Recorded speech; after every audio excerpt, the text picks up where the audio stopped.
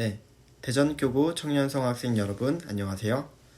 정강헌 청년학생 부장입니다. 저희가 오늘 훈독할 말씀의 주제는 천주의 대주제이신 하나님입니다.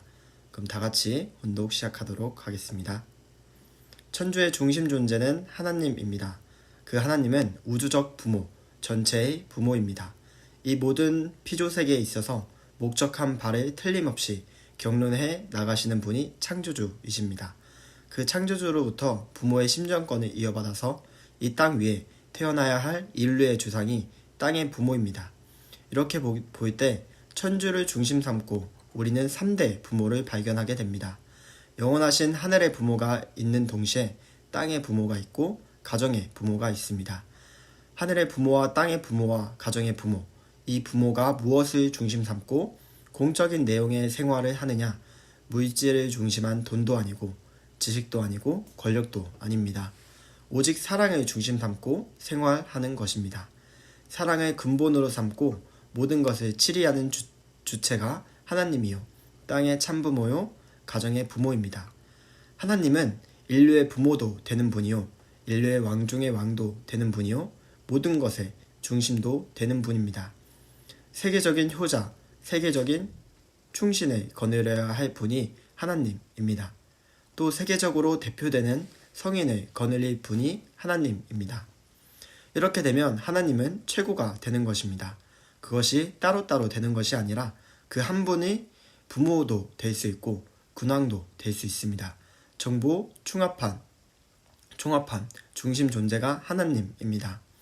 효 중에도 최고의 효요, 충 중에도 최고의 충이요, 성 중에도 최고의 성을 대표할 수 있는 자리를 차지한 자만이 하나님을 모실 수 있다면 하나님은 이 셋을 한꺼번에 이룬 사람을 효자도 되고 충신도 되고 성인 중에 성인도 될 수 있는 사람을 원할 것입니다.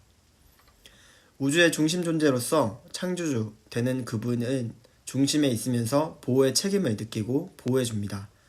보호해주면서 육성해줍니다. 잘 길러주는 것입니다. 이뿐만 아니라 모든 좋고 나쁜 것에 책임을 집니다.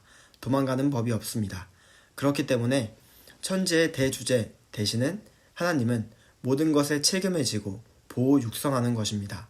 그분을 중심 삼고 모든 존재들이 하나 되려고 합니다. 하나님은 복을 무한히 갖고 계신 복의 중심 존재입니다. 세상에서 무엇을 주고도 살 수 없는 복을 지닌 분입니다. 그분에게는 없는 것이 없습니다. 여러분이 사랑하는 아내보다도 더 귀한 것을 갖고 있는 분입니다. 여러분의 아버지보다도 더 귀한 것을 갖고 있습니다. 내 사랑하는 아들, 딸이 아니면 안 되겠다고 하며 울고 불고 하던 그 자식보다도 더 귀한 것을 갖고 있는 분입니다.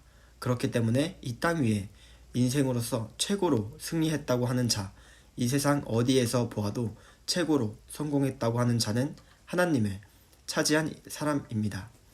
하나님은 천지의 대주제이십니다. 그분은 최고의 이상을 지니셨기에 목적의 기준도 되고 동기의 기준도 됩니다.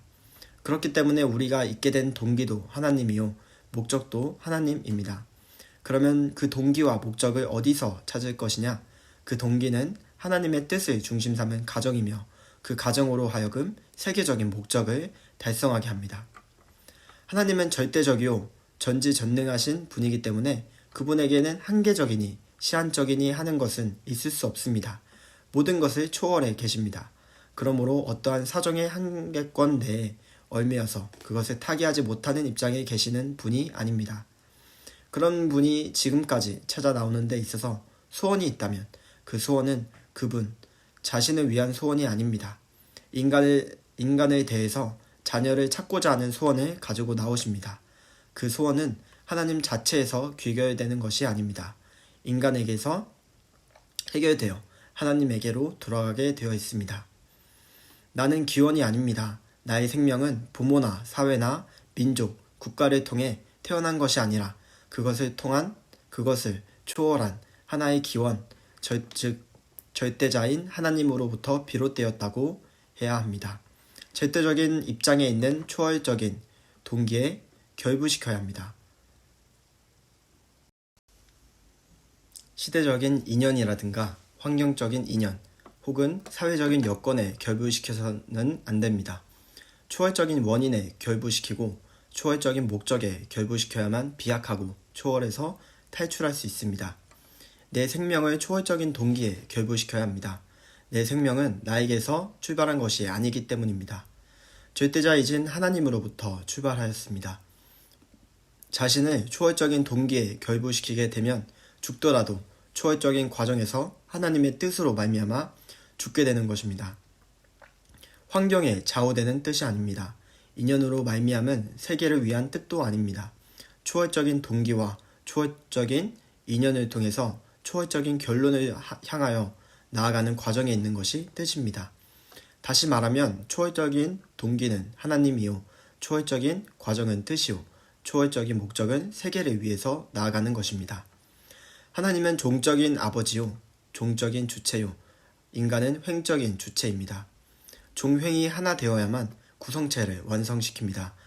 입체적인 구성체는 종횡이 하나 되고 전후가 하나 되어야 됩니다. 종적인 존재가 부자관계입니다.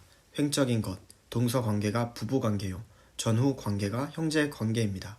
이렇게 한 가정에 사랑 이상의 하나의 구형을 형성하려는 것이 하나님의 창조 이상입니다.